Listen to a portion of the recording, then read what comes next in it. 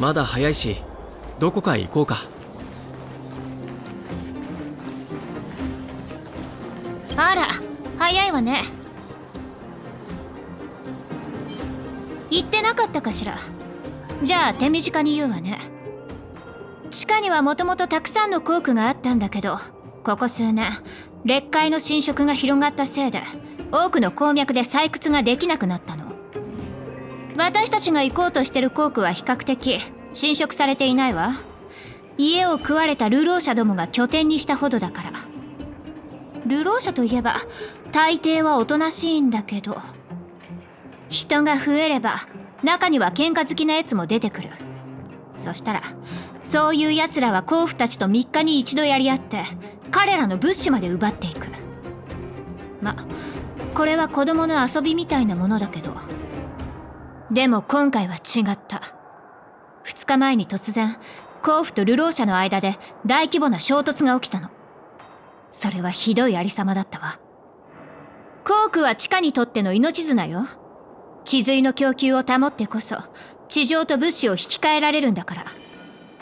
事態を収めようとボスは遅延を鉱区に駐在させて、私に町の治安を任せたの。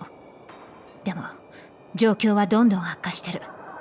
私も支援に行かないと。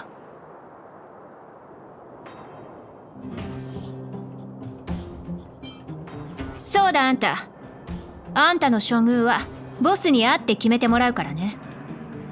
いいわ。私もちょうど下層部を率いる人と会ってみたかった。いいでしょう。あんたもその目で下層部の惨状を見届けるといいわ。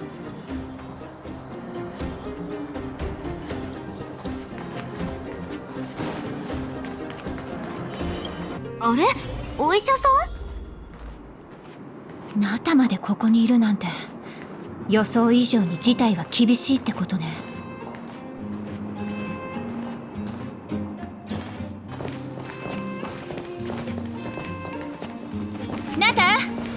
ナタまで来てたのね。ボスは？ゼーレ、それに散歩のお客さんたち。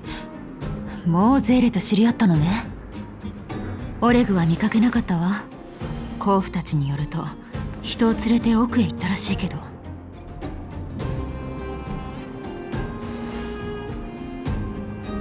鉱夫とその家族たち、事を起こしたゴロツキを探しに来たの。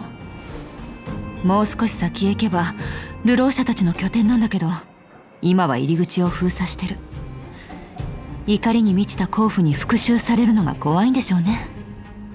今回の衝突でたくさんの人が怪我をしたと聞いて助けに来たの。どうしてこんなことになったの？第一採掘チームがものすごい広さの治水鉱脈を発見したんだって。見積もってみたらこの30年間で一番多い埋蔵量だったとか。マジ？そんなでかいニュース全然聞いてないわよ。みんな秘密に従ったからよ。多くの鉱区が劣化に侵食され仕事をなくした。このことが公になったら鉱夫たちに大混乱を引き起こすわ。でも流浪者の目は騙せなかった。このことで採掘チームをゆすろうとしたんだけど、それで鉱夫たちも我慢の限界が来た。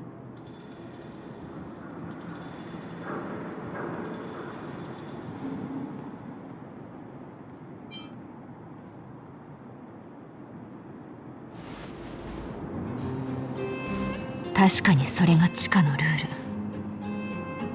ル。でも流浪者たちが見た者にも所有権があると騒いで、結局激しい衝突が起きてしまったの。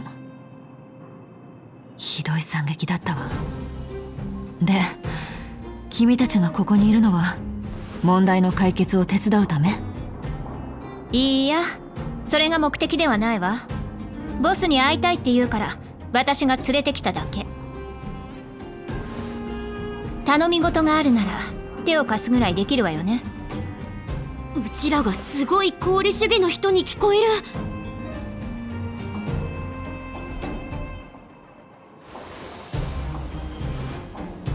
へえ、それは親切に。私は君たちを心優しい人だと思うの。見ての通り、チカは今厳しい状況だわ。もしよかったらここの住民たちを助けてあげてほしい。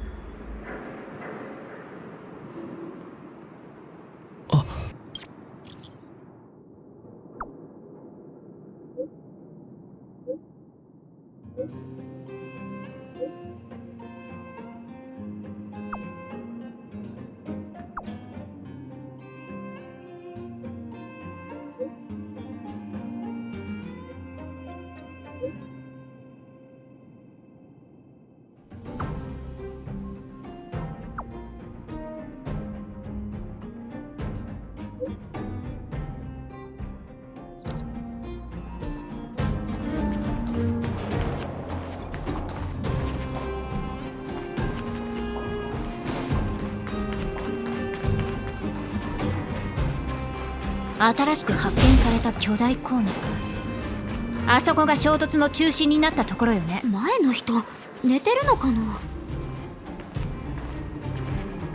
近づいてみましょう。力になれるかもしれないわ。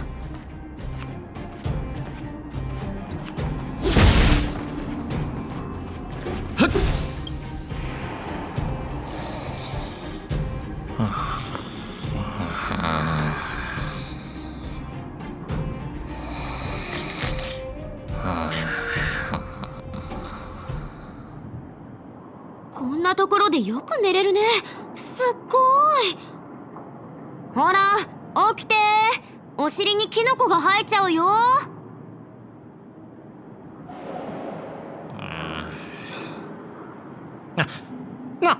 何？キノコスープ？キノコスープはどこだ？ジェールさん？こんなところで寝るなんてありえない。命が惜しくないわけ？さっさと休憩所に避難しなさい。避難？あ、そうだ。どこぞのゴロツキが現れて採掘チームとやり合って、俺すごく眠かったからすぐそいつらに捕まっちゃってさ、遅延が助けてくれなかったら今頃きっと丸裸にされてた。奥に行ったんじゃないか？鉱脈の方はとっくに武装したゴロツキどもに占領されちゃって、俺たちみたいな一般人じゃどうにもならないからな。遅延がないと大航空は完全に奴らのものになるだろうな。どうやらボスはすぐ前のようね。あんたは休憩所に行きな。またチンピラに絡まれないようにね。あ、起こしてくれてありがとう。休憩所に戻ってまた寝るよ。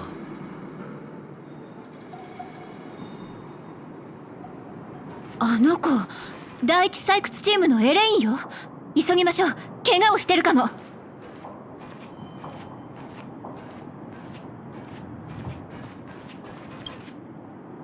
エレイン、大丈夫？怪我したの？ゼール、ありがとう。大丈夫よ。ちょっとくじいただけ。ちょうどいいところに来てくれたわ。あの流浪者たちにずっとロボットのことを聞かれてたの。本当に知らないのに。あ、まだ中の状況を知らないのね。大航空の行動はすでにロボット軍団に占拠されたの。採掘チームも流浪者も近づけないわ。3つ目の勢力、ロボットが現れた。人間同士の戦いってちょっとありきたりだなって思ってたんだよね。ロボットがどこから来たかもわからないのか？最初は採掘機械の故障かと思ったんだけど、あのロボットは採掘チームの資産じゃなかった。どこから湧いてきたのか、急に私たちと流浪者を取り囲んで坑道への唯一の道も塞いでしまったの。きっと採掘チームの人じゃないはず。採掘機1台でもしんどいんだよ。なのに同時にあれほどの数を操作できる？無理な話ね。じゃあ答えは一つね。スバローグ。スバローグ？聞いたことあるような。ファイトクラブで倒したロボットは覚えているか？そうだ、スバローグさんのロボット。スバローグってどんな人なの？説明すると長くなるわ。要するに厄介者よ。まずは他の人を探しましょう。エレイン、自分で休憩所に戻れる？大丈夫よ。ゼーレも皆さんも気をつけてね。人類に敵対するロボット、こんなの初めて。ロボットは何があっても人類。このエレベーター壊れたのか？なんで反応しないんだ？もういいって。降りたところでどうするんだよ。ロボットに殺されたいのか？でもこのまま引けば儲け話はどうなるんだ？バカタレが甲府たちから奪えばいいじゃねえか。この目で見たぜ、地髄を袋に入れるところをな。今がチャンスだ。ナイスアイディア。採掘チームを狙うなんてずうずうしい。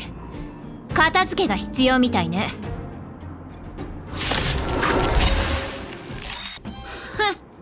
不利になったら尻尾を巻いて逃げ出す。所詮その程度ってわけね。あれ？これなんだろう？さっきの人の落とし物かな？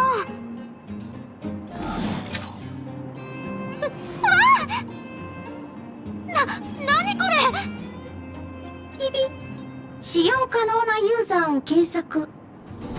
ビビ、正門を検出。正門の ID 情報を取得。なんとよそ者なのですね。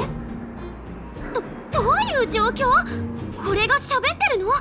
それにうちらがここの人間じゃないって分かってるみたい。この世界の技術ではないだろうな。見ろ、外角にスターピースカンパニーのロゴが入っている。もしかしたらかつて宇宙を旅した人々がここに残した骨董品かもしれない。ビビ、あなたこそ骨董です。あなたたち全員骨董品です。ビビ、もういいです。よそ者、あなたたちはスターピースカンパニーを知っているのですね。それならいいのです。ビビ、自己紹介。私はホーム用探索機リチャードバージョン 0.63 専門型デラックスエディション。あだ名はチャーリーです。ホーム用探索機？カンパニーってそんな商品も出してたんだ。ビビ、本機はノーハスキャンモジュールが破損しています。本機をスターピース電機にお持ちいただくと、お約束の保証期間232年と84日以内に無料保証メンテナンスが受けられます。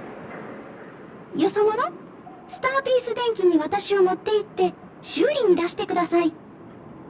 なんだ、壊れてるんだ。どうする？一緒に持っていく？ビビ、そう、それでいいのです。何か探し物があるときはチャーリーに声をかけてください。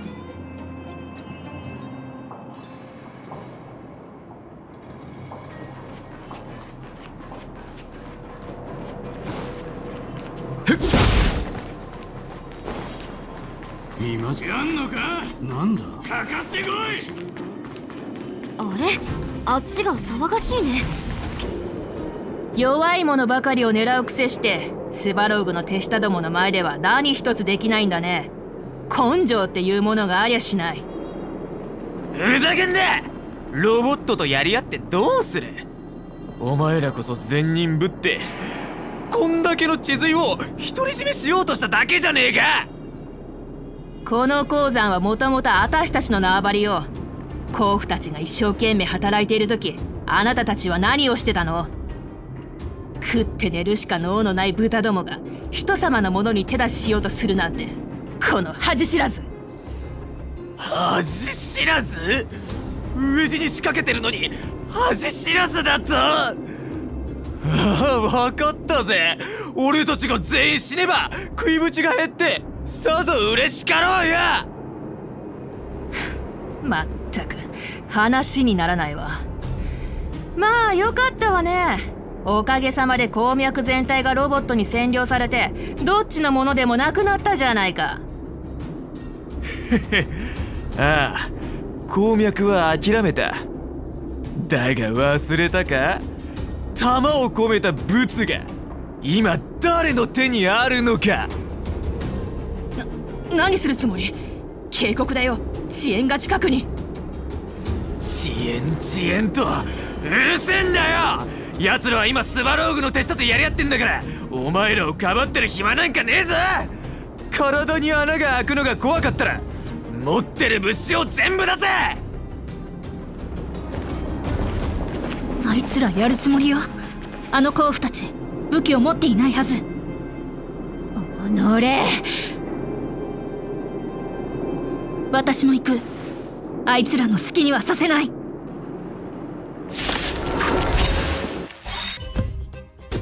ゼーレ、よく来てくれた。もう少しで。ザコどもが。あんたたちが無事で何よりよ。そうだアントニア、ボスを見かけなかった？オレグさん？彼なら人を連れて行動に向かったわ。侵入してきたロボットを駆逐するって言って。もう随分経つわね。遅延がいない隙に乗じてチンピラどもが暴れてるのよ。やはり問題点はスバローグのロボットね。普通のロボットに自己意識はない。奴らの目的はすなわちスバローグの目的よ。スバローグはシルバーメインが離れた後に突然現れ、すぐに下層部の一部を制覇した。彼は人類の守護者を自称してるわ。主のない全てのロボットは彼の命令に従う。そして炉心を占領して誰も近寄れないようにしている。どうしてこんなことをするのかは誰も知らない。スバローグはめったに炉心を離れないけど、下層部のどこかで騒乱が起きれば彼はそこに現れるわ。ロボットを支配する人類の守護者？そんなの聞いたことない。へえ、あんたたち剣争者も全知全能ではないのね。二人ともいちいち険悪にならないでよ。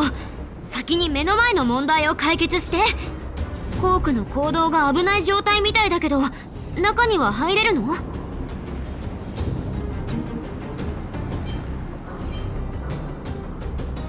ええ、放っておくわけにはいかないわ。ボスたちがまだ下にいる。ポンコツなんか怖くないんだから。おお、もしかしてゼーレに実力を認められちゃったり？正直なところ、あんたたちの腕前は悪くない。遅延の者がみんなあんたたちのように戦えたら、スバローグに抑圧されることもないでしょうね。アントニア、採掘チームを入り口まで連れて行ってナターシャと合流できる？問題ないわ。ゼーレたちこそ気をつけて。この先にはロボットがたくさんいるはずだから。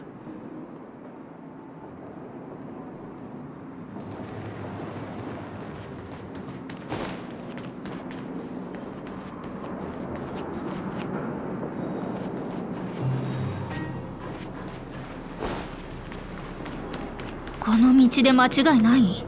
塞がれているみたいだけど。知った風に言わないで。さあ、近づいてみるわよ。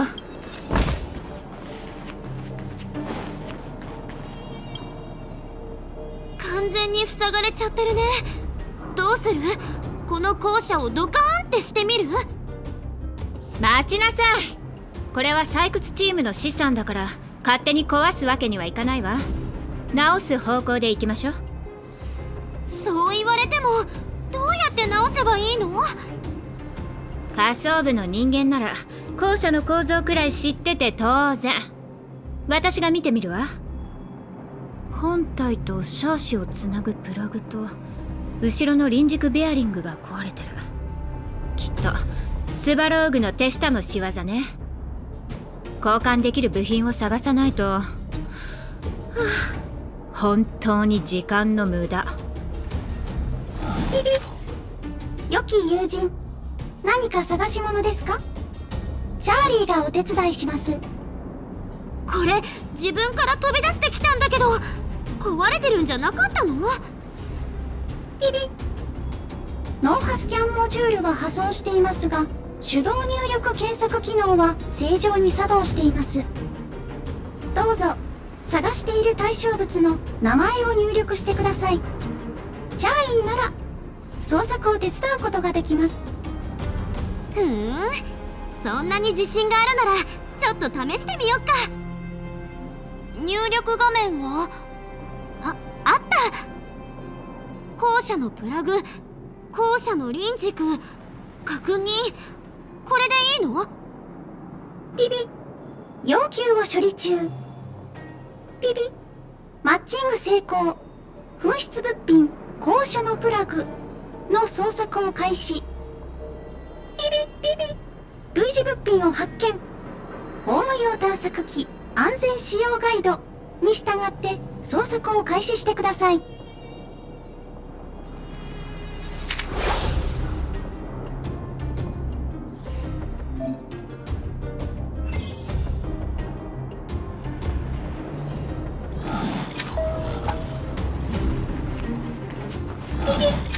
あなたの検索履歴からおすすめ書類似物品を発見。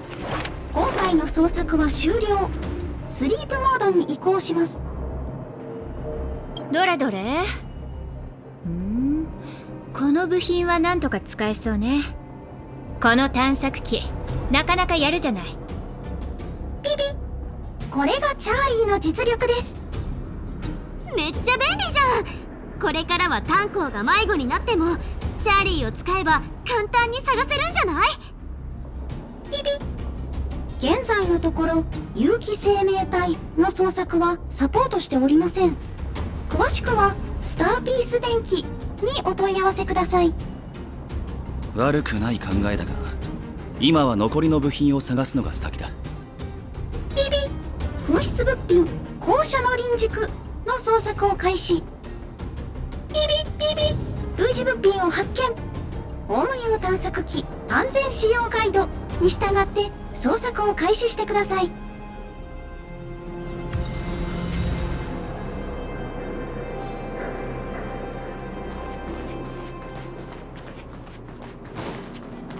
ピピ。あなたの検索履歴からおすすめ商品を推測。人型自走戦術レンジはいかがでしょうか？ピピ。あなたの検索履歴からおすすめ商品を推測。人型自走戦術レンジはいかがでしょうか？ピピ。スターピース電機ピピピピ。類似物品を発見。今回の捜索は終了。これで部品は揃ったね。助かったよチャーリー。ピピピピ。どういたしまして。スターピース電機はあなたの頼れるパートナー。ピピ。捜索完了。スリープモードに移行します。ホーム用探索機を充電してください。ラッキーだったね。チャーリーがなかったら部品を探すのに半日かかってたかも。それは大げさだと思うけど確かに便利だったわね。よし、それじゃあ戻って校舎を修理しましょう。ゼーレがやるの？私以外に誰がやるわけ？仮想部の人間は何をするにも自力でやるの。あんたたちも見習いなさい。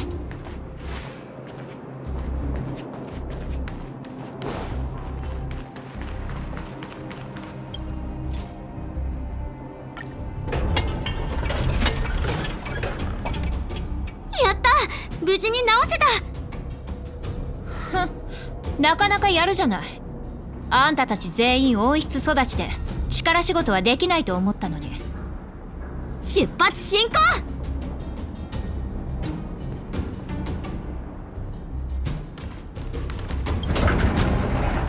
前の行動はすでにロボットに占領されてるわ。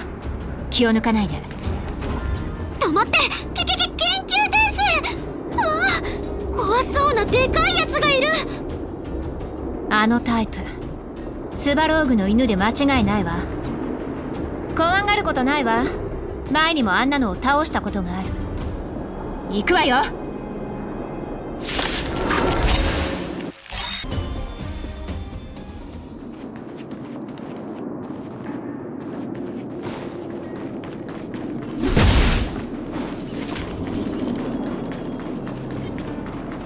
近くで見るとより壮観だね。これを掘り尽くす日まで時間。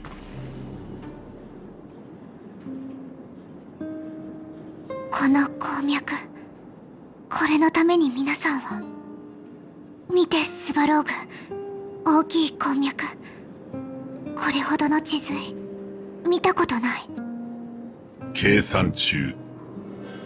平均採掘効率に基づき、この鉱脈はベロブルグのエネルギー供給を231日維持できる。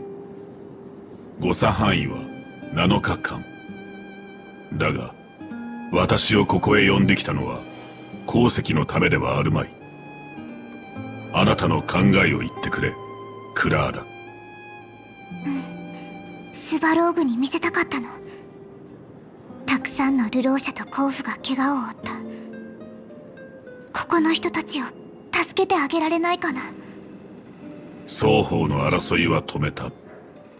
採掘エリアもしばらく制圧が可能な状態。検討結果、30日間突然の変数が発生しない限り大規模の衝突は起こらない。それは分かってる。でもクラーラはこれじゃ足りないと思うの。採掘チームも遅延の皆さんもスバローグの本当の思いを分かってない。みんなのためにもっといいことをすれば。私の使命は下層部を守ることだ。少数のサンプルから信頼を得る必要はない。人類の行為はいつも論理的な計算から逸脱する、クラーラ。彼らがここに現れたのがその証拠だ。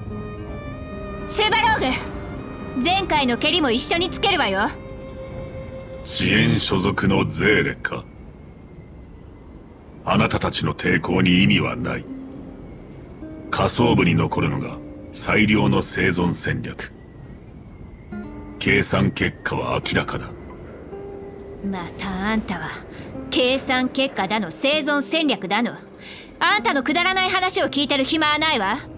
さっさと手下どもを引かせなさい。痛い目に遭いたくなければね。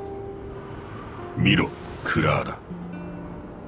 このように過酷な生存環境においても人間は分裂し闘争する。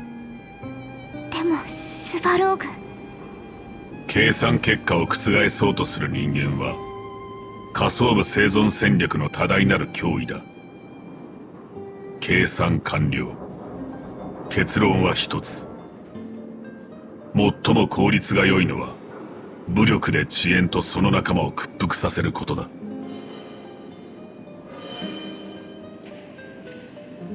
それにセンスのある着こなし。まさかここで引くつもりじゃないよね。あの赤い服の女の子はどうなるの？行くぞクラーラ。外部からの変数が出現したから計算をやり直す。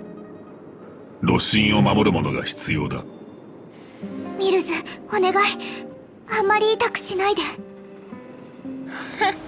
そろそろ雑魚に飽きてきたところよ。ちょうどいいわ。付き合ってあげる。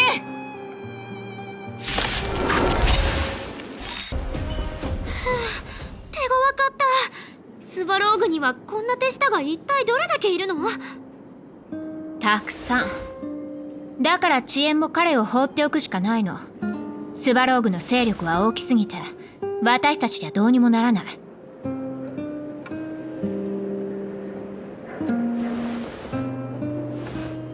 クラーラ、気にすることないわ。いつもスバローグの後ろについてる子なの。スバローグは彼女を傷つけたりしないから。私も初めて会った時は理解できなかったけど、今ではもう当たり前の光景よ。さて、ボスを探しに行くわよ。その必要はない。よくやってくれたな、ゼーレ。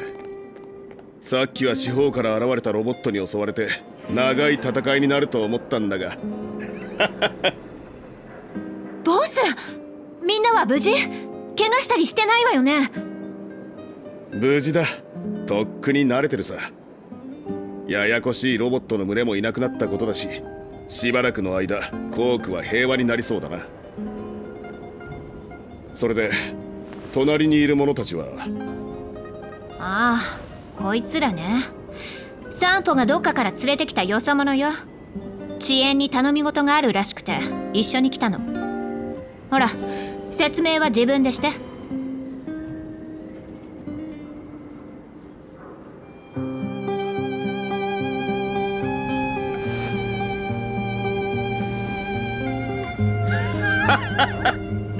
初対面から生意気なやつだ。覚えておこう。で、こうまでして遅延を訪ねてきたのは何か目的があってのことなんだろう？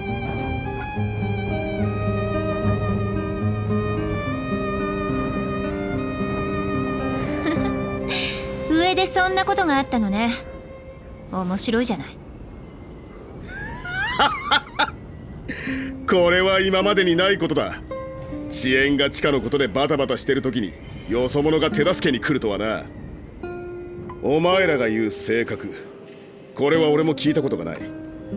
だが現地の人さえ知らない秘密といえば、ある人物を思い浮かべる。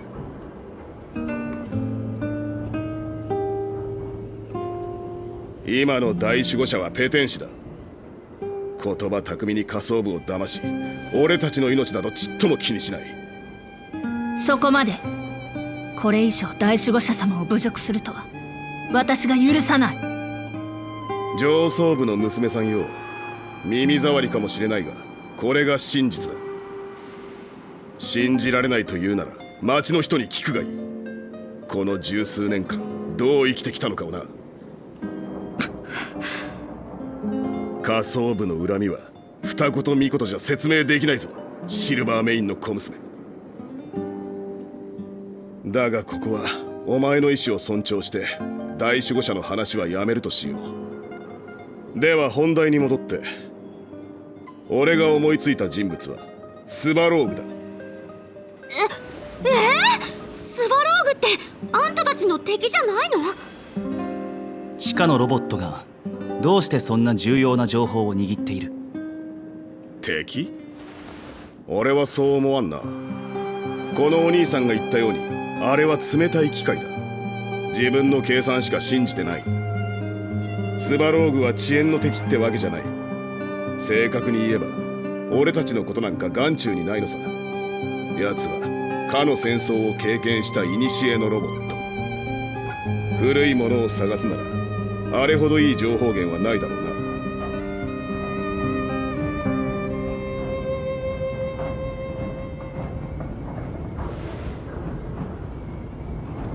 見た目で判断しちゃダメだよ。うちだって何百歳だけどわからないでしょ。俺が知る20種以上の調整種族にお前みたいな見た目のやつらはいないが。もうフォローしてよ。ロボットは忘れることがないからな。スバローグでさえ正確の存在を知らないなら俺たちは力になれない。ならスバローグと会話のチャンスを作らなければならない。それかメモリーを渡してもらう？うちらで探してもいいし。どうすれば？俺たちもずっと奴と交渉しているんだが毎回拒まれていてな。奴は遅延は脅威だと信じ込んでるんだ。だがお前たちなら話が違ってくるかもしれない。まあ何とも言えんが、具体的な方法は明日にでも話そう。もう遅いしお前らも疲れただろう。俺が手配してやるから町に帰って休むといい。また休憩なの？この世界の休憩にはトラウマが。それからシルバーメインの小娘、二人っきりで話したいことがある。いいか？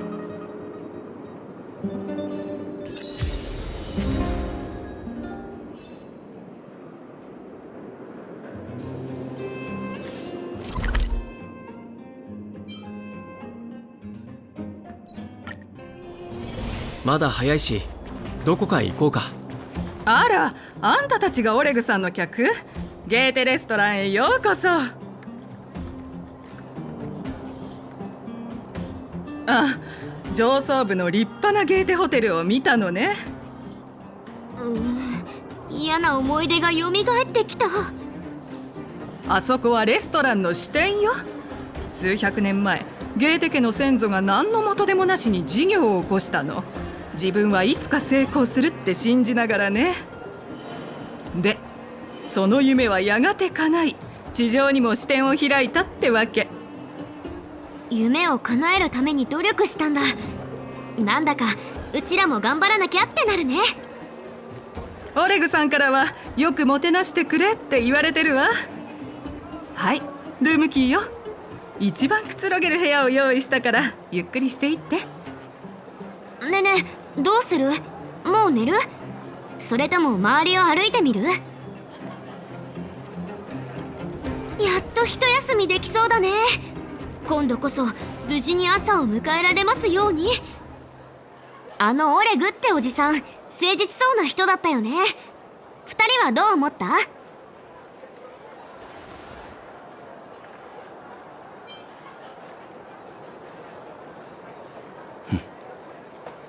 へえ、まるで炭鉱みたいに話すんだね。俺は関係がないだろう。俺の思うに警戒は怠らない方がいい。炭鉱の言う通りだね。この前もホテルで裏切られたばかりだし。ならば今夜の見張りを決めるとしよう。見張り？そんな前時代的なことやるの？あれってファンタジー小説の冒険団がやるようなことでしょ？わあ、急に眠気が。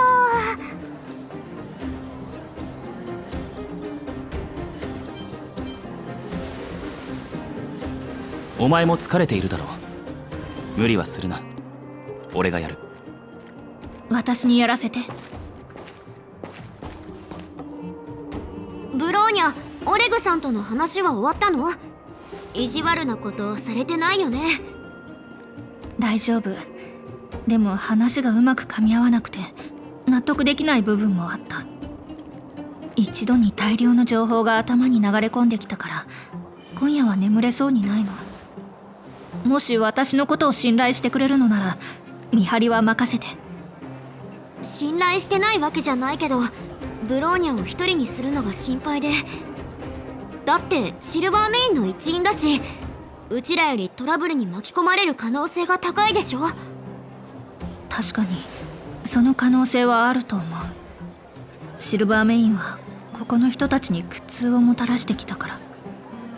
もし誰かがカカリア様を止めていてその結果を教えていたなら、いや今さらこんなことを言っても意味はない。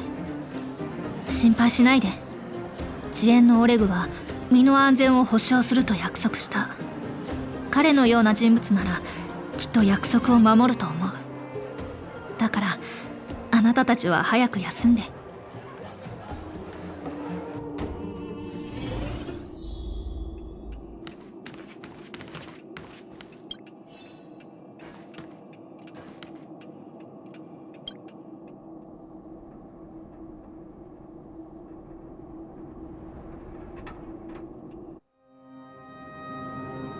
あの子を失ってしまった。私の願望も貴様らが言う計画も何の意味がある？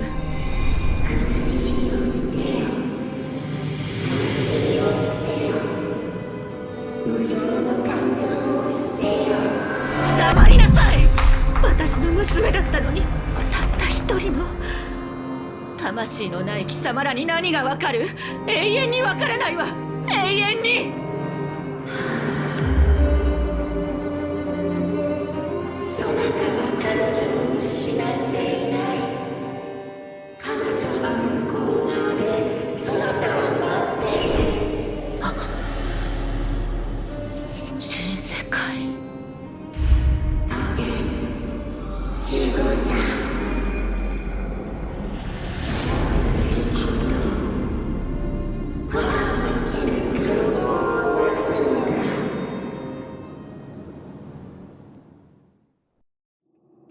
たあの声が聞こえる。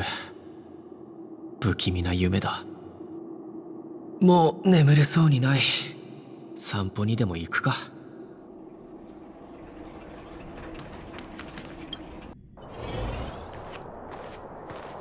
そこにいるのは誰？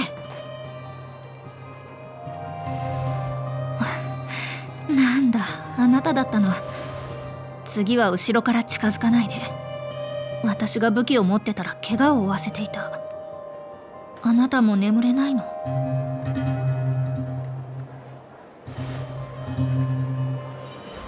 その気持ちわかる気がする。考えるべきことが多すぎて、その不安が悪夢になって現れているんだと思う。今は誰もいないし、この機会に一つ聞いてもいい？もし性格を見つけることができたら、確実に寒波を止められるの？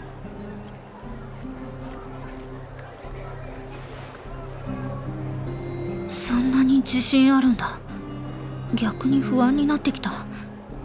子供が雪だるまを作るみたいに簡単なことじゃないと思うけど、本当はあなたたちの言葉をそう簡単に信じられそうにないの。ベロブルグで生きる人にとってあまりにも想像ができない話だったから。カカリア様の命令こそ、つまりあなたたちを捕らえろという命令こそが私にとって合理的なものだった。でもカカリア様は最初そういった命令を下していなかったのも事実。きっとあなたたちの中に何かを見てしまったんだと思う。私には見えていない何かを。このことが私を悩ませている。何があったのかはわからないし、急に態度を変えた理由も不明。でも命令は命令。軍人は命令を疑ってはいけない。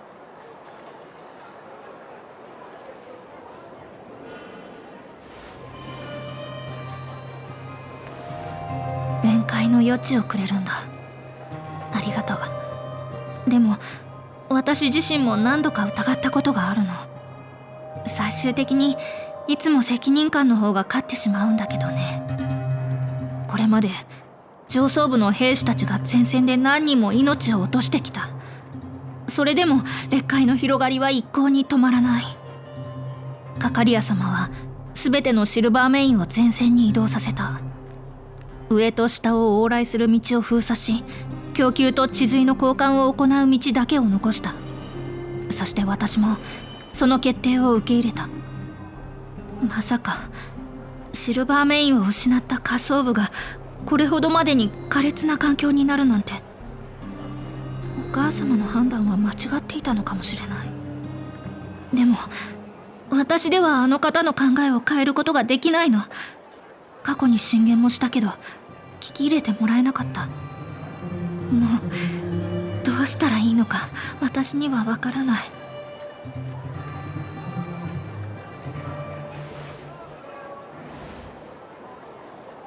私と一緒に守護者様を説得する気？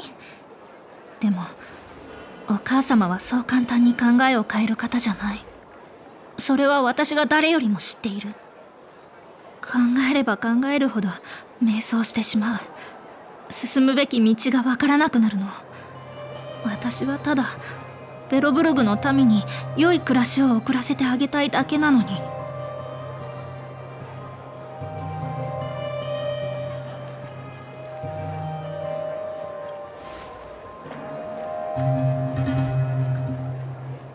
あなたの言う通りかもしれない。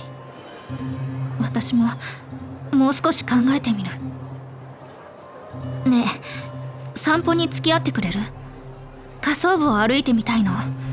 今はしばらくこの悩みを忘れたい。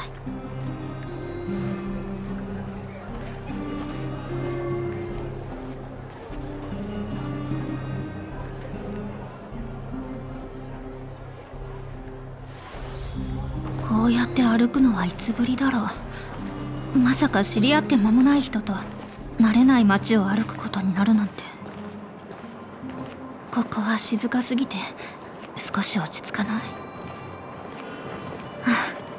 周りが静かだと頭の中の騒音が大きく、大航空の流浪者たちが罪のない採掘者たちを襲ったのもきっとやむを得ず仕方のないことだったんだと思う。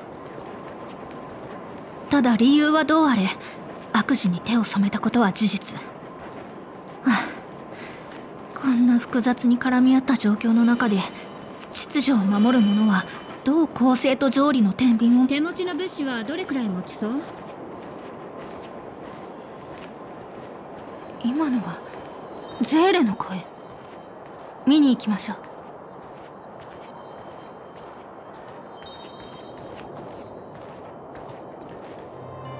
分かった。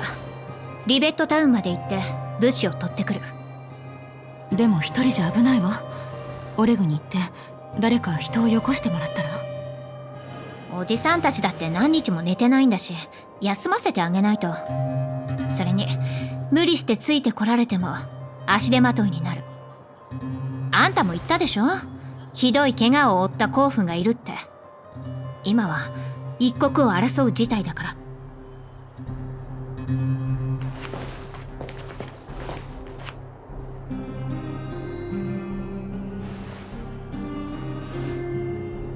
なんで休んでないの？てかこんな時間に何してんのよ。まさかやましいことでも企んでるんじゃないでしょうね。眠れないから散歩していただけ。証拠もないのに決めつけるのはやめてくれる？あっそ。じゃああっちに行って。待ってゼーレ。この人たちなら君の力になってくれるかもしれない。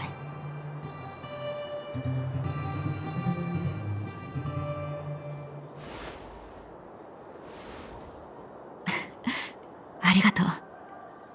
実は前のコーク事件で負傷者がたくさん出てしまったの。それで診療所は常に満員状態。君たちが騒ぎを収めた後から私とゼーレは負傷者の治療にかかりっきりなのよ。君たちも知っての通り地下の資源は豊富じゃない。そして診療所の医療物資も残りわずかだから、どこかで調達しないといけないの。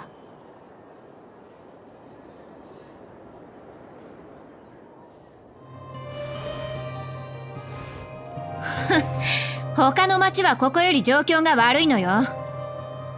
コークに流浪者が増えたのも劣界が地下にまで広がったのが原因よ。あちこちうろついてるモンスターどものせいでどの町も被害を受けてる。生きるために必要な設備も劣界に飲まれてしまった。その中から何かを取り出そうとすれば命を落とす危険だってあるんだから。興奮しすぎよゼーレ。体に良くないわ。私もゼーレもこの町で育ったわけじゃないの。北にある工業の町から来たのよ。今は町の中心部がほぼ劣界に侵食されているわ。もともとはそこで孤児院兼診療所をやっていたんだけど、侵食が発生して仕方なくこのボルダータウンにやってきたってわけ。より多くの人を治療するには自分が生きていなきゃいけないでしょ。つまり侵食された町から使えそうな物資を集めればいいってこと？それなら私にも手伝わせて。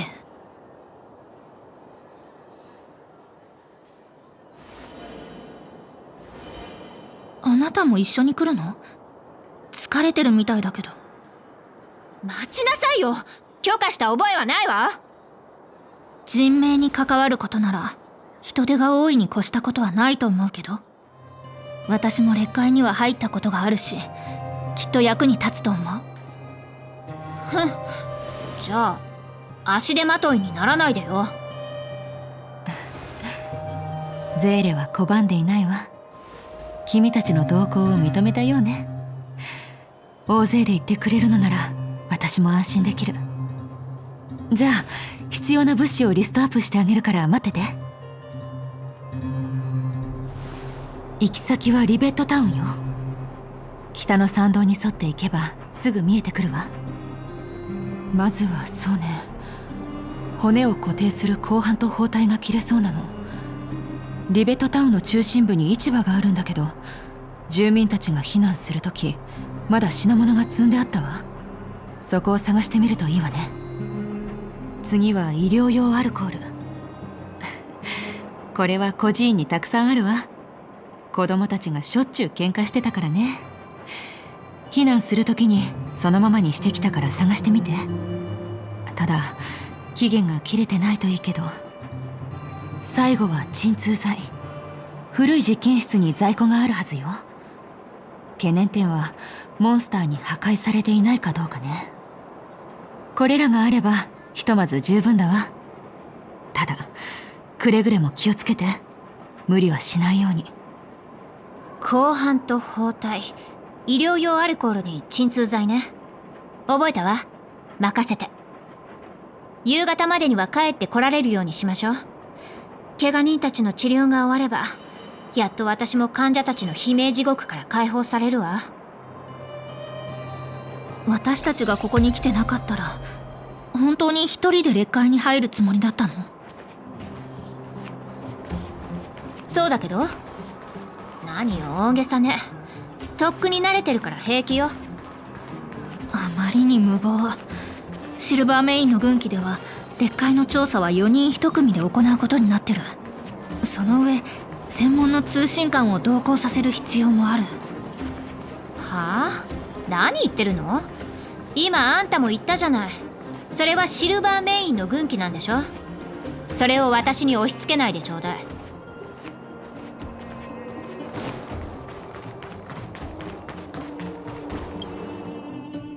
着いたわ。ここがリベットタウンよ。懐かしいわね。行きましょう。足元に気をつけて。ここに来るのは久々なの。きっとまたモンスターが増えてると思うわ。ここじゃ何も見えないわね。もっと高いところを探してみましょう。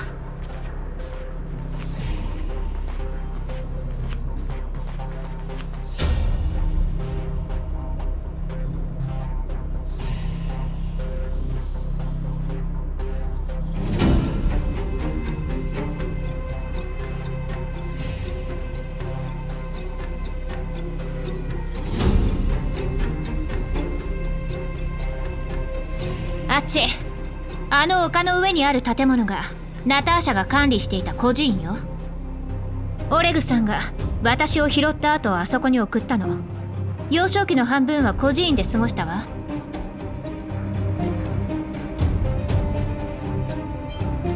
ナターシャの話ではどこぞの富豪がお金を出して建てたそうよ。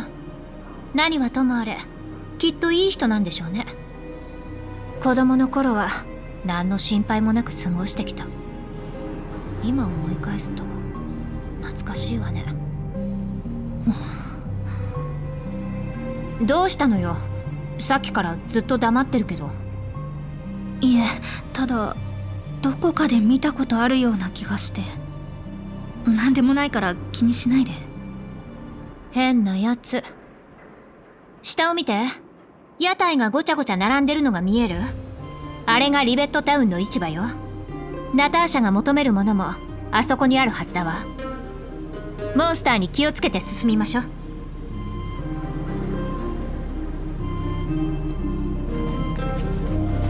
気をつけて。敵よ。見たところ、これはレストラン。ええ、それも町で一番の人気店だったわ。いいこと。ここの設備よく整備がされている。長い間放置されて。あっちに箱がたくさんあるわね。探している物資かもしれないわ。モンスターに気をつけて。避けられそうにない場合、まずはここ一帯の敵を片付けてから収集した方がいいわ。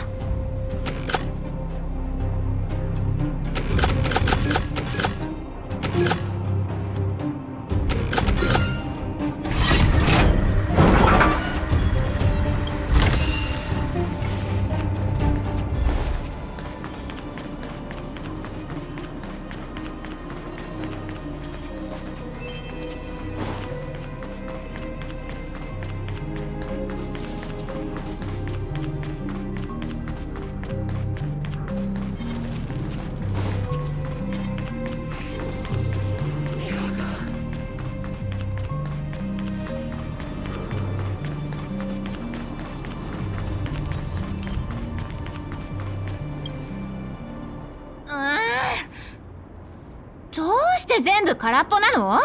モンスターって箱の中身を物色したりするのかしら？劣界の生き物は人類の物資を必要としない。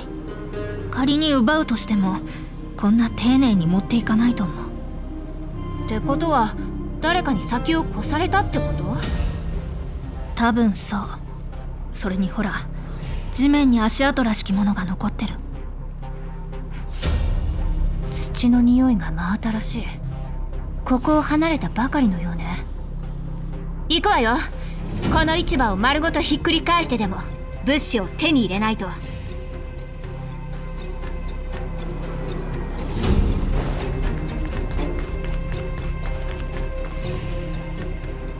エリック？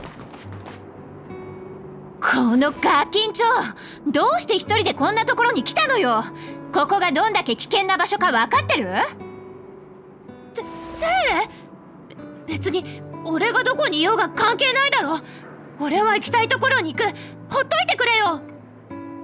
物資をどこにやったの？なかなかやるじゃない。でも私たちがここのモンスターを倒してなかったらどうする気だったのかしら。ただ隠れてずっとビクビクしているつもりだったの？余計なお世話だ。逃げようと思えばすぐ逃げられたし、大人の助けなんかいらねえから。まったく口の減らないやつね。じゃあ教えてくれる？モンスターたちを前にしてこの後半をどうやって運ぶつもりだったの？それはどうにかなるかなって。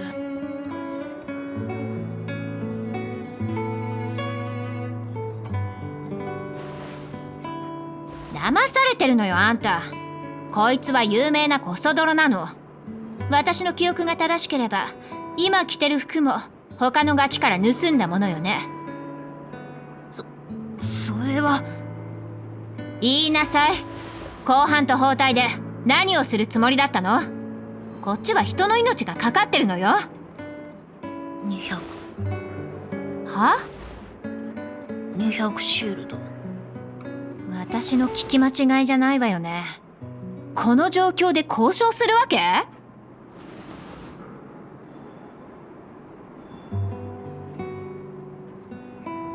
私も任務に出るときはいつもお財布を置いてくるから。本気で渡すつもり？言ったでしょ？こいつはコソ泥で、これもいつものやり口なのよ。違う！今回は違うんだ！お金が必要なのは親父が！また親父を言い訳にするのね。おじさんが知ったらあんた大変なことになるわよ。ゼーレ、もうやめてあげて。エリックっていうのよね。これを持って行って。これは？これは勲章。剣奏者が授けてくれたもの。真ん中にある青い石が見える？これは最高純度の治髄結晶なの。家族のためにお金が必要なんでしょ。目利きができる人に売れば一目でその価値を分かってくれるはず。ありがとう姉ちゃん。俺でも一つだけ約束して。今後絶対に物を盗んだりしないこと。できる？分かった。俺絶対もう盗んだりしない。じゃあ指切り。嘘ついたらシルバーメインが捕まえに来るよ。落とさないようしっかり持って町に帰って。途中の邪魔者はお姉ちゃんたちが片付けたから。ありがとう。名前の知らない姉ちゃん。ここにあるもの全部姉ちゃんたちにやるよ。あんたたちも気をつけてな。なんか高いところの建物にすごく恐ろしいやつがいるらしいからさ。あ、そうだ。一番前の道は塞がれてるんだ。この先に進むなら商店街を迂回した方がいいぜ。わかった。ありがとう。あれ、結構大事なものだったんじゃないの？あんな簡単にエリックにあげちゃって大丈夫？あの子が改心するならあれくらい大したことない。もし改心しなかったら？幼い頃お母様に教えられたの。人々の心にある善意を守れって。たとえ自分がかすかな光に過ぎなくとも他の人を照らす努力をすべきだと。ゼレ、私はきっかけを与えただけ。他の人があの子に与えられなかったものをね。何を言ってるんだかさっぱりね。ほら行くわよ。エリックが言ってたわよね。この先は商店街を迂回した方がいいって。確かこっちだったはずよ。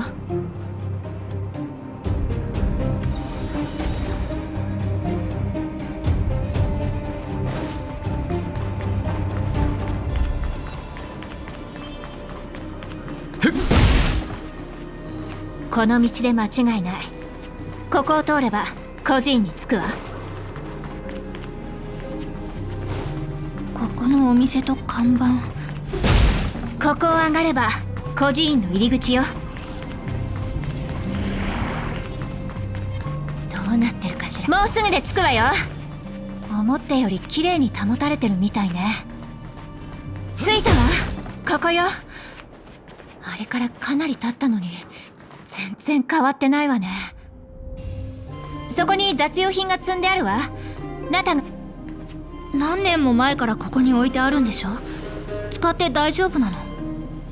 仮想部の人間が使用期限を気にすると思う？使えるものがあることに感謝しないと。あれ？ない。どこにもない。どういうこと？全部空じゃない。一体誰が？気をつけて、後ろに敵が。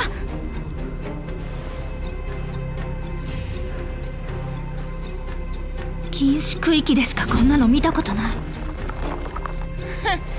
相手が誰であろうと背後から襲うようなやつには容赦しないんだから。ふん、所詮雑魚は雑魚ね。私一人でもやっつけられたわよ。まあでも一緒に戦えてそれなりに楽しめたわ。これで危険は排除できたわね。次は中を探してみましょう。確かあっちの隅っこに在庫を置いてたはずよ。小さい頃しょっちゅう外で騒いで怪我をしてたから覚えてるわ。さっきのやつに壊されてないといいけど。幻覚じゃない。は？急に何言ってんの？この建物も子供たちの遊具も見たことがある。どういうこと？十数年前に封鎖されて以来シルバーメインだって降りてきてないのに、あんたみたいなお嬢様がどうして？待って、まさかそれよりも前に？ええ、その可能性はあるかと。私の記憶があやふやなのもそれが原因なんだと思う。行こう。もう少し周囲を確認させて。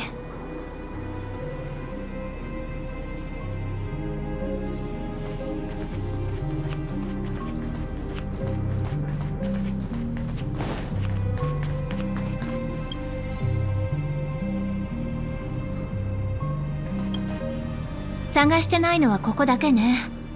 私の記憶が間違ってなければいいけど。あ、これよ。見つけたわ。よかった。ほとんど無傷ね。ナタもきっとびっくりするわ。これほどいい状態のものが見つかるなんて。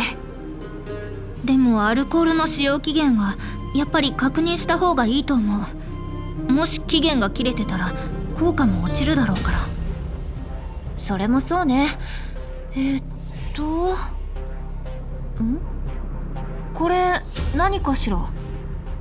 これは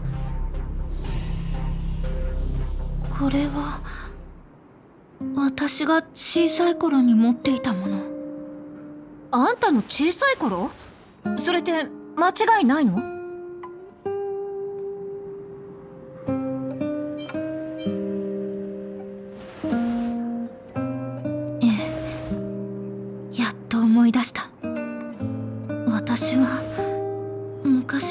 ここに住んでいた。喧騒者に連れて行かれ、カカリア様に引き取られるまでここに住んでいたの。私は下層部の人間だったんだ。あんたが下層部の人間？それよりもカカリアって、あんたあの大守護者の養子なの？じゃあ。そう、私は喧騒者によって定められた継承者。将来ベロブルグを率いる守護者になる存在。でもどうして今まで思い出せなかったの？小さい頃の記憶がはっきりとしない。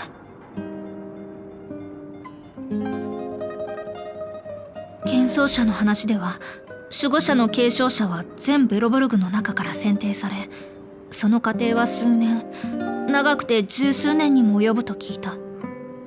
選定の時期になると、適齢に達した上層部と下層部の子供は全員テストを受ける。そして最終的に資格を有する一人の子供が選ばれるの。私もそうやって選ばれて地上に行ったんだと思う。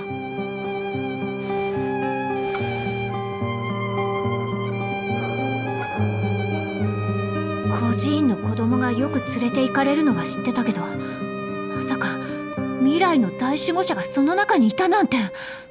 ナタはそのことを知ってるの？ずっと私たちを騙してたわけじゃないわよね。知らないと思う。守護者の後継者を選定する作業は極秘で行われるものだから。その上、選ばれた子供は過去を切り捨てないといけない。私は選ばれ、カカリア様の娘になった。次期守護者であること以外に他に身分はない。まだまだ力不足であることは否めないけど、シルバーメインの兵士たちが毎日劣界で命を落としているのを知っていたのに、お母様の考えを変えさせる決心がつかなかった。下層部が苦しんでいることを知りながらも何もできていない。かつて暮らしていた地がこんなになるまで私は気づくことさえできなかった。結局私は何も守れなかったの。どうしてこんな私が選ばれたのかわからない。私はこんなにも無能なのに。あんたの話はそれで終わり？さっきから泣き言ばっかり。うるさいったらありゃしないわ。私は。何？お涙ちょうだいの自分語りをしたところで同情を得られると思った？あんたはバカみたいにでかいパレスにこもって考えを巡らせ、たとえ前線に行っても命を懸ける必要がないじゃない。でも下層部の人間はご飯もまともに食べられず、生きることにさえ精一杯なのよ。自分がかすかな光に過ぎなくとも他の人を照らす努力をすべきだってあんた言ったわよね。みんなを守りたいんでしょ？なら泣いてなんかいないで他にもっとやるべきことがあるんじゃないの？ゼーレの言う通り、泣き言を口にしても問題は解決しない。ありがとう。私が落ち込んでいる時、慰めてくれる人はいるけど、こうやって厳しい言葉を言ってくれたのはゼーレが初めて。慰めるなんてこと私にはできないわ。今みたいのでいいなら何度だってやってあげるけど。すぐに分かったわ。あんたは背負いすぎなのよ。なんでそこまで自分を追い詰めるわけ？ベロブルグの未来の守護者として、私は常に自分の行いと考えを見つめ直す必要があるから。はいはい、さすがお嬢様ね。未来の大守護者が私と同じ孤児院出身だなんてとんだ腐れ縁だわ。私が案内するから孤児院を回ってみない？あんたと違って私はちゃんとしっかり覚えてるから。ええ。では少しの間だけ考え事は横に置いておきましょう。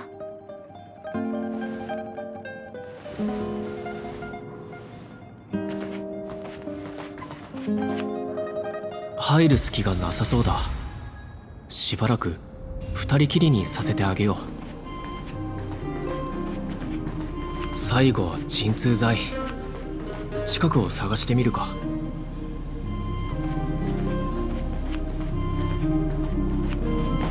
よいしょっと。あった、ここだよ。ありがとうパーキンス。どういたしまして、クラーラ。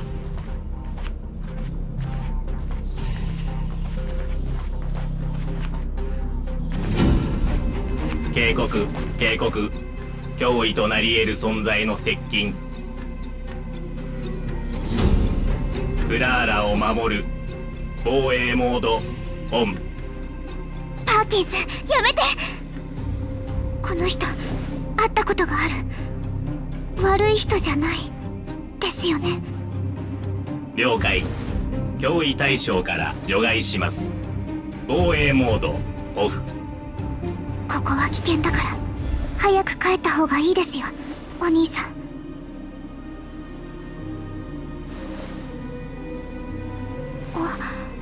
クラーラも鎮痛剤を探しに来たんです。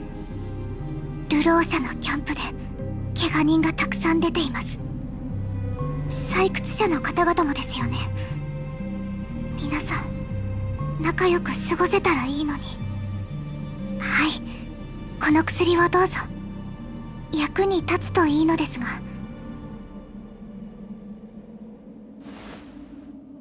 スバローグはクラーラの家族です。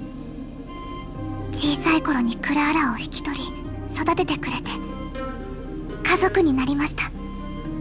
大航空でのことは本当にすみません。スバローグはクラーラ以外の人間を信用していないんです。特に遅延の皆さんを。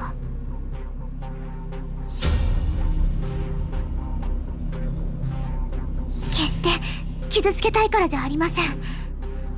スバローグはただ自分の計算結果を信じただけなんです。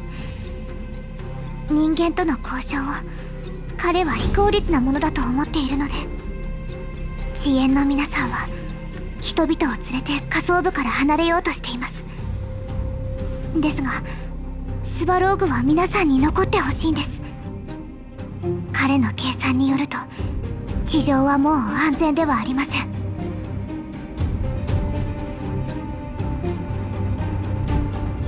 少なくともスバローグの計算結果ではそうです。自分の責務は孫悟にあると。そのために人類を守る選択をしなければならないと彼は言っていました。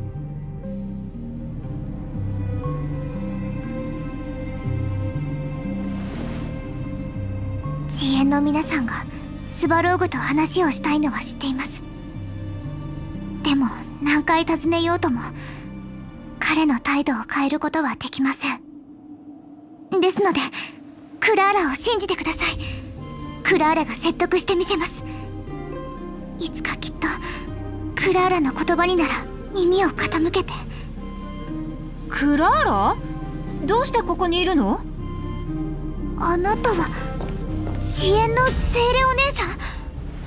ここに来た理由は？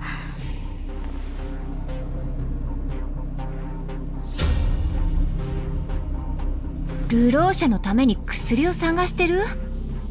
あいつらやるわね。こんな小さな女の子に探させるなんて。いえ、そういうわけじゃなく、流浪者たちの生活はとても厳しいものなんです。その上集落には診療所もないのでクラーラが力になりたいと思っただけで。それに皆さん悪い人ではありません。まともに生きようと頑張ってます。お姉さん、この薬もともとはナターシャさんのものなんですよね。少しだけ分けてもらえないでしょうか。流浪者たちもひどい怪我を負っているんです。分かったわ。じゃあここにある鎮痛剤を私たちで分けましょう。本当？ナターシャさんに聞かなくても大丈夫ですか？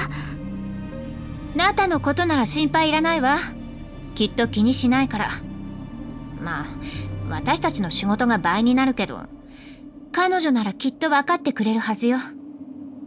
本当によかった。ありがとうございます、ゼーレお姉さん。あとは帰るだけ？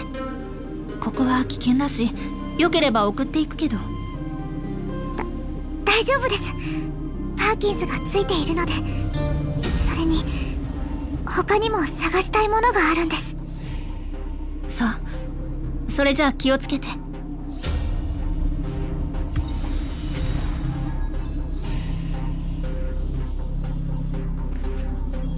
鋼板と包帯、医療用アルコール、鎮痛剤。よし、これで全部揃ったわね。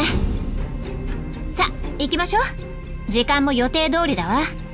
ナターシャのところに戻るわよ。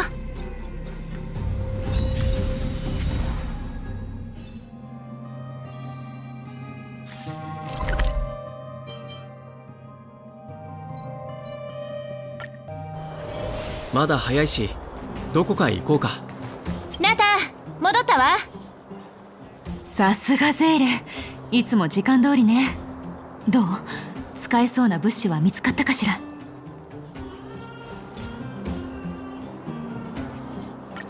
見せてちょうだい。鋼板、包帯、鎮痛剤、医療用アルコール。素晴らしい。必要な物資が全てあるわ。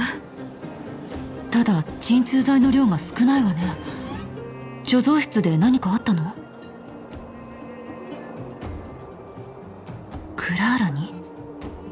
そう、あの子がしようとしていることならだいたい予想がつくわ。彼女、怪我をした流浪者を手当てしたいのね。クラーラはいつも優しいのよ。君たちは正しいことをしたわ。でもそうなると薬の投与量をちゃんと分配する必要があるわね。大丈夫、私も手伝うわ。平気よ。診療所は私に任せて。君たち3人はまだやることがあるでしょ。オレグと、それから他の2人も待ってるわ。大丈夫じゃないかしら。2人とも元気そうだったわよ。オレグさんはスバローグのことについて話し合いたいのよね。行かないと。ごめんナタ、怪我人のことは任せる。安心してちょうだい。うまくいくのを祈っているわ。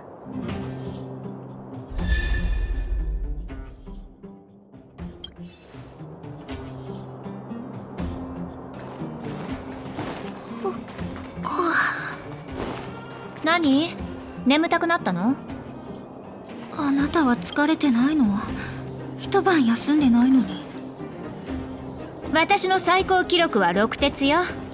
あんたももっと頑張りなさい。やっ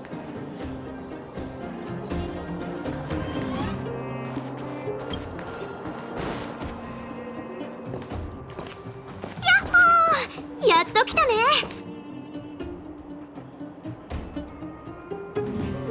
いいよ、それぐらい。何も言わずにいなくなった回数の記録保持者がここにいるんだから。誇れることじゃないだろう。全員揃ったな。じゃあ本題に入ろう。以前お前たちが言っていた性格、それから上層部での出来事、この2人が全て最初から説明してくれた。前にカカリアに会った時はただの勢いがある小娘に過ぎなかったが、まさか守護者になった後ああなるとはな。遭遇したお前たちには同情する。安心しろ。遅延は裏切るようなことはしない。お前たちの計画は酔っ払った甲府のザレ言と大差ないが、少なくとも筋は通っている。下の奴らはもうとっくに他の選択肢を失った状態だ。ここまで来たらお前らにかけるさ。安心しておじさん、うちらを信じるのが正解だって証明してみせるから。酔っ払った甲府のザレ言なんかじゃないこともだ。よし、じゃあ現実的な話をしよう。お前たちは性格の行方を知りたい。俺たち遅延は下層部の封鎖を解放したい。つまり俺たちの目標はスバローグだ。あのボスをどうにかしないと先のことは夢のまた夢だ。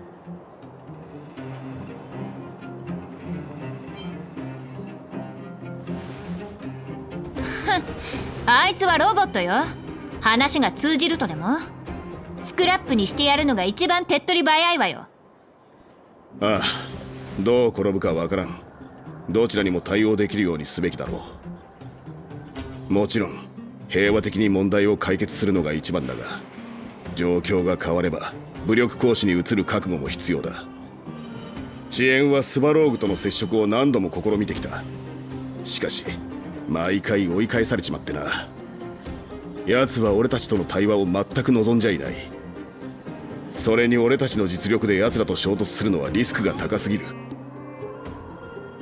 スバローグのロボットは犠牲を恐れないが、俺は下層部の人の命を危険にさらしたくないからな。だが今は違う。お前たちが来たことでスバローグも外部からの変数が現れたことを認め、状況が変わってきている。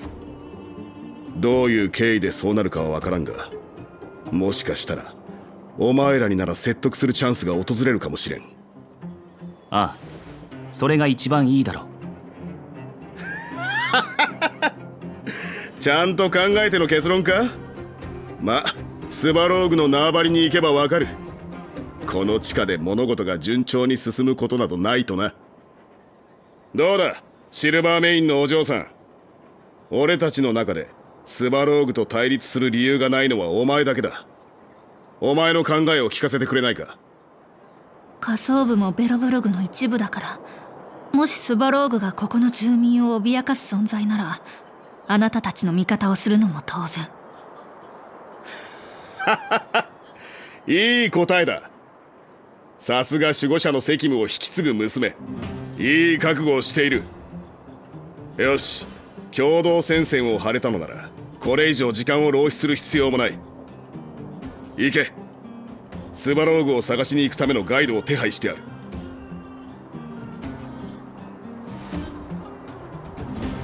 遅延はずっとスバローグと対立してきた。共に行っても誤解を生むだけだろう。少し離れたところで待機し、万が一の際にはすぐ駆けつけるようにする。ゼーレ、もう一度外から来た友人たちと同行してくれるか？任せてちょうだい、ボス。